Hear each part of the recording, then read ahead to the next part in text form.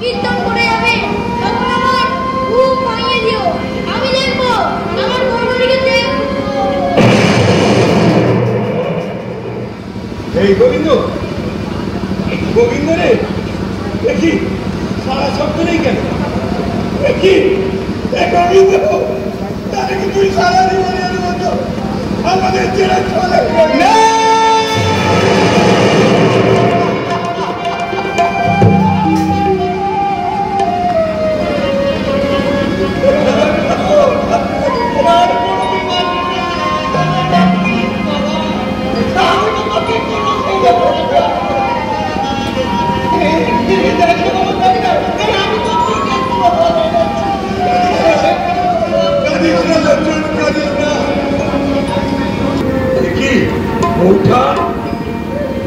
দেখি দেখি তোমার ছেলের মুখখানা একবার দেখি।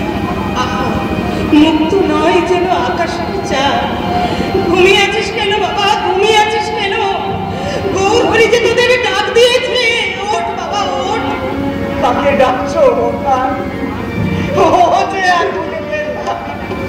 হাজার ডাকলেও সারা দেবে না। যাওয়ার সময় আমার কাছে একটু জল খেতে চেয়েছিল, আমি আমার হতভাগা পিতা সেটুকু দিতে পারি। আমি জল দিচ্ছি।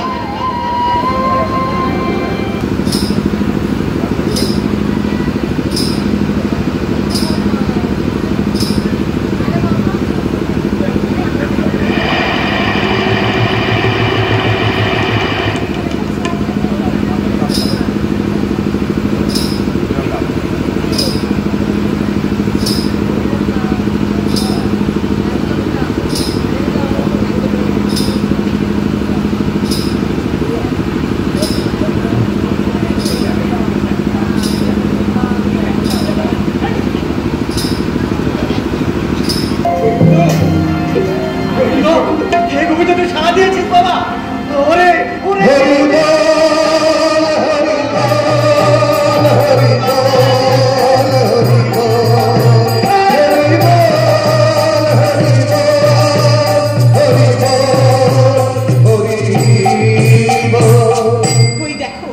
ওই দেখো লোচন, বাইরে বৈষ্ণবেরা গৌর বন্দনায় উল্লাস করছে। যাও যাও, তুমি ওকে নামের স্রোতে নিজেকে ভাসিয়ে দাও। মা, আমি মহাপাপী, গৌরাঙ্গের কৃপা কি করে পাবো আমাকে একটু বলে দাও। হরিনাম করো, হরিনাম করো। দুঃখ পেলে অভিমান করো না, ব্যথা পেলে হতাশ হও না। মনে রেখো, বৈষ্ণব হওয়া এই জগতে সবচেয়ে কঠিন কাজ, সবচেয়ে কঠিন কাজ, সবচেয়ে কঠিন। না ঘরের কোণে নিজেকে বন্দি করে রেখেছিল চল গৌরহরি। তাহলে তুমি আবার ভাঙা ঘরে পায়ে ধুলো দিলে গৌরহরি? না দিয়ে থাকবো কেমন করে? উত্তর দাও তো। আজ বৈষ্ণবদের নগর সংকীর্তন, পরম বৈষ্ণব হয়ে তুমি তো এই সংকীর্তনে যোগ দাওনি কেন? মায়ায় অন্ধ হয়ে আমি বড় অন্যায় করছি প্রভু, তুমি আমাকেও ক্ষমা করো গৌরহরি। না বুঝে না চিনে তোমাকে অনেক অকথা কুকথা বলেছি, তুমি আমাকে ক্ষমা কুণ্ঠা কেন বাবা? ওঠো।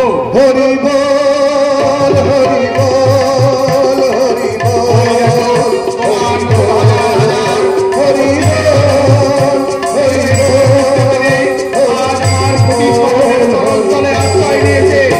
একবার তার নাম করো, দেখো সব কুণ্ঠা দূর হয়ে যাবে। তাহলে এসে ভাই, আজ চলবে আমাদের অভিযান নাম সংকীর্তন। গোটা নগর প্রদক্ষিণ করে আজ অভিযান করব কাজীর প্রাসাদ। তাই হবে বৈষ্ণবগণ, চলুন, আজ হবে আমাদের চরম বিজয়। হরি হৃদয়ে নমঃ কৃষ্ণ।